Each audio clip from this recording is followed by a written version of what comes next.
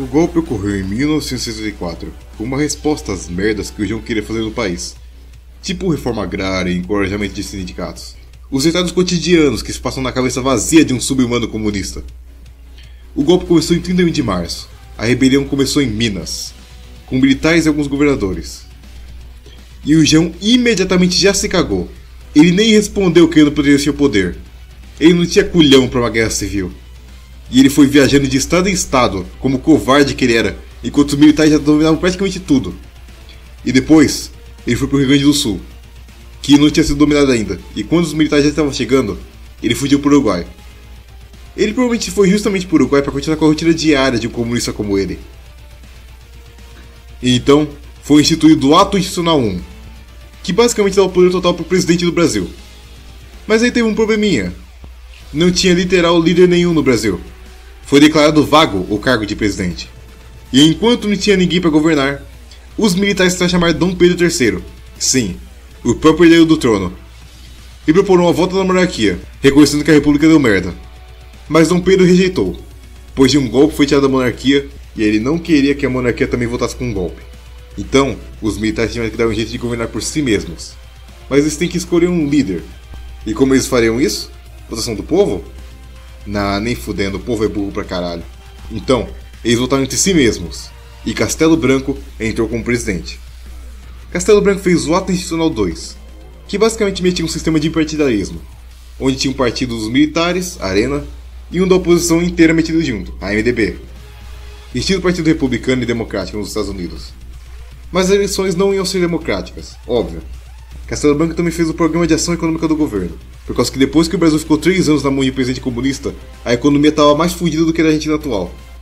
Castelo arrumou a merda que estava o sistema tributário, e criou incentivo para estrangeiros investirem dinheiro no país, com um aumento de infraestrutura gigantesco. Ele fez o Brasil prosperar muito mais do que antes, já que desde a morte do Vargas, só veio tendo crise. Os primeiros anos da ditadura foram bons, pois era a primeira vez que um ser humano com cérebro tinha metido a mão no Brasil em um bom tempo. No entanto, em 1967, um novo general entrou na presidência, um que praticamente marcaria a ditadura inteira com a imagem que ela tem hoje. Costa e Silva. Ele imediatamente entrou metendo uma nova constituição, só para ter ainda mais poder sobre tudo, colocando o poder executivo sobre os outros dois, e fechou o Congresso temporariamente, só por diversão. E depois de certo tempo, a merda que saía da boca dos comunistas já estava começando a feder um pouco. Então, ele foi e meteu o Ato Institucional 5, o famoso AI-5, que censurava tudo que era contra o Estado. Mas ainda assim, mesmo com tudo isso, a porra dos comunistas não calavam a boca e continuavam protestando. E Costa já estava ficando de saco cheio, com isso causando caos e desgraça para a nação brasileira. E foi aí que as perseguições começaram. Todo comunista deveria ser caçado, massacrado, lixado, mutilado, torturado e morto. Obviamente os comunistas, como a praga que são, foram se esconder e ficaram fazendo guerrilha por um tempo. Mas é óbvio que eles não tiveram chance nenhuma contra exércitos organizados, treinados e aperfeiçoados para isso. Então, eles literalmente não mudaram nada, além de só servir como mais propaganda para os militares justificarem o golpe, mostrando quão retardados os comunistas eram. E os anos que Costa governou foram para sempre lembrados como um inferno para todos os comunistas que já existiram, marcado como os anos de chumbo. Até hoje, quando o comunista fala o nome de Costa e Silva, ele sente calafrios, com medo de que um dia Costa volte para terminar com o trabalho. Bem, e em 1969 ele morreu. Sim, 1969. Ele governou de 67 até 69. O cara literalmente só governou por 2 anos, mas ainda assim, até hoje é o mais lembrado da ditadura militar. Mas depois dele veio o Médici. E a única coisa que ele fez foi melhorar a economia o máximo possível, criando novos planos de desenvolvimento que deram extremamente certos, pois muitos países estrangeiros investiram, e o mercado interno no Brasil só cresceu. Ele fez as exportações triplicarem, e a inflação estava no chão. Ainda mais infraestrutura foi criada.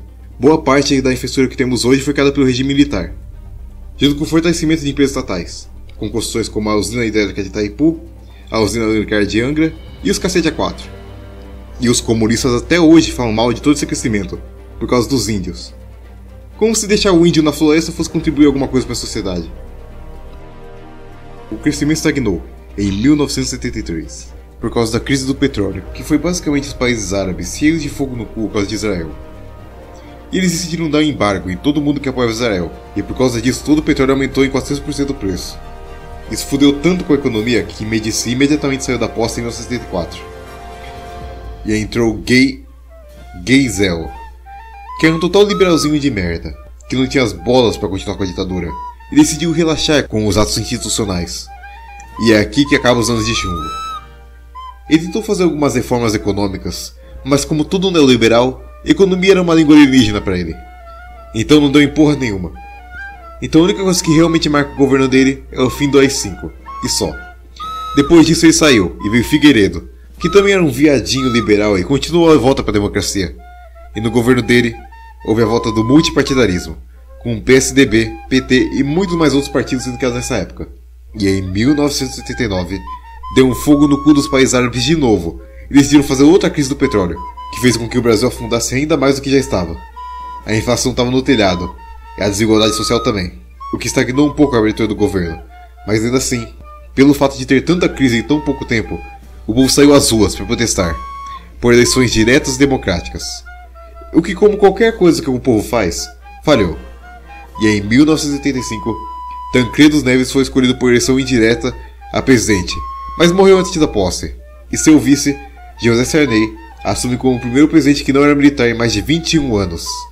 E esse é o fim da ditadura militar, praticamente o único período interessante na história brasileira desde 1945, por causa que depois disso daqui, só vem merda.